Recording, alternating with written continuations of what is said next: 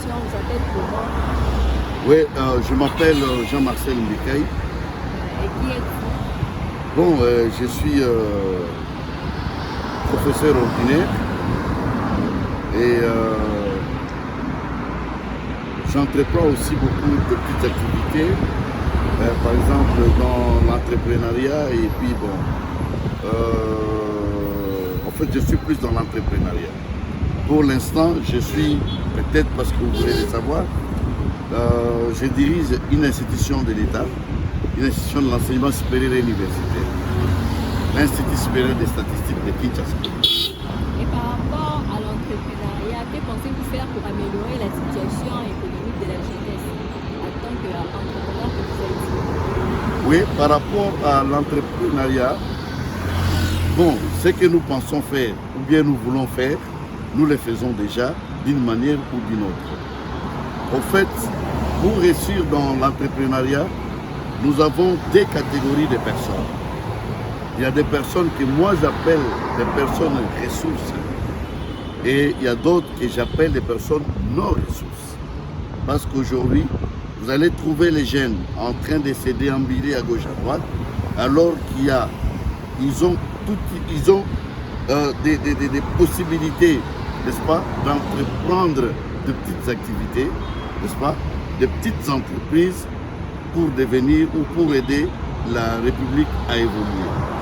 Quand je dis personnes ressources, ça veut dire que quand je prends par exemple un groupe de jeunes, je les forme comment préparer par exemple des gâteaux.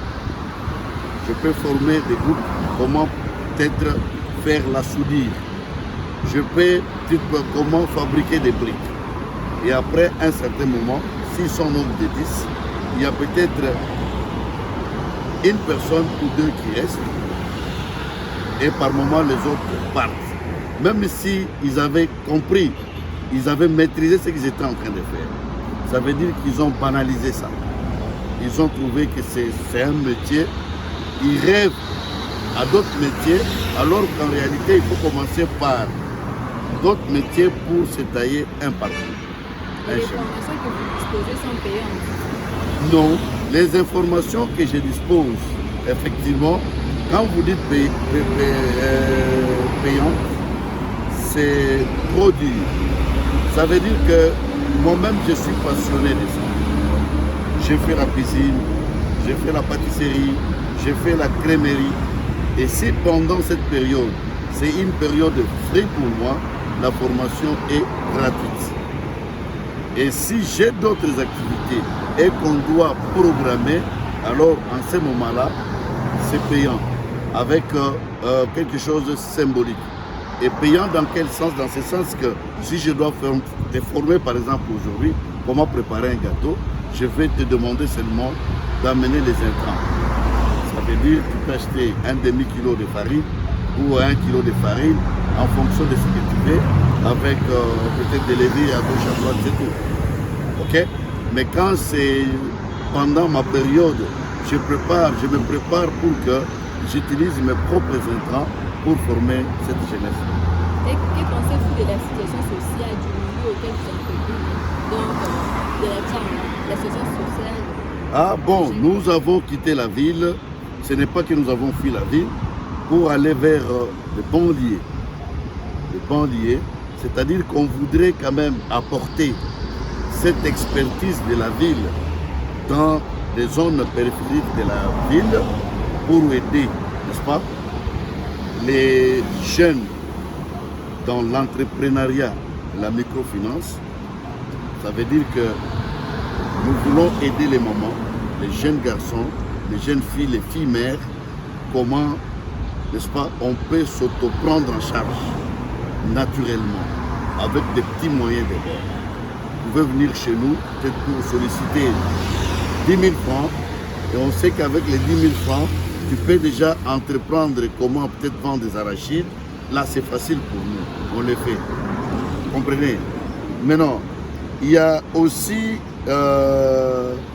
d'autres aspects des choses qui m'ont poussé à descendre vers le banlieue, parce que nous avons quand même de petits investissements là-bas, dans le cadre éducatif et dans le cadre de la promotion socio-culturelle. Donc je suis aussi promoteur culturel. Donc on a investi un peu, on a des petites histoires, des sites touristiques à gauche à droite, on a des champs, on a des champs, on cultive souvent les riz, et on a des trucs de plate-bande, on a les pastèques, il y a beaucoup de petites variétés. Il faut arriver sur place pour que vous puissiez comprendre exactement ce que nous faisons. En fait, en d'autres termes, je suis aussi agriculteur indépendant.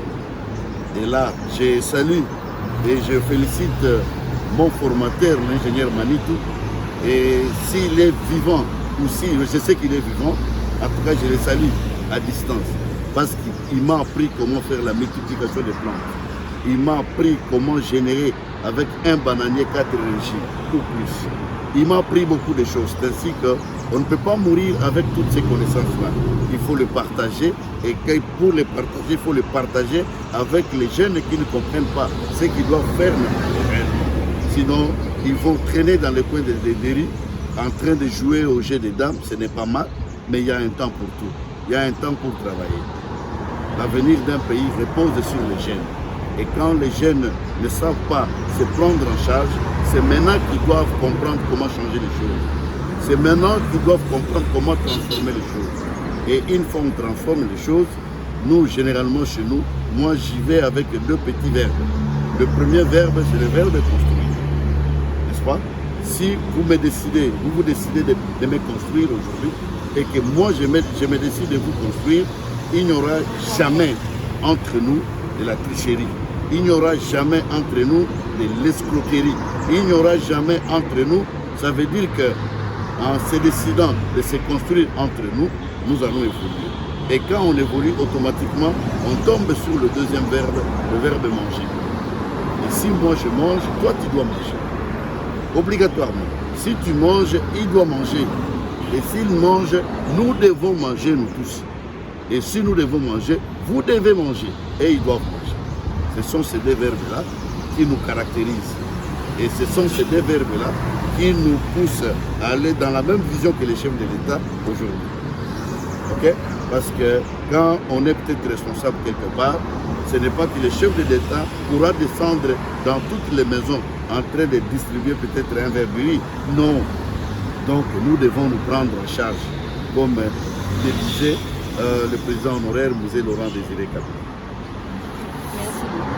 Merci, madame. Encore une question?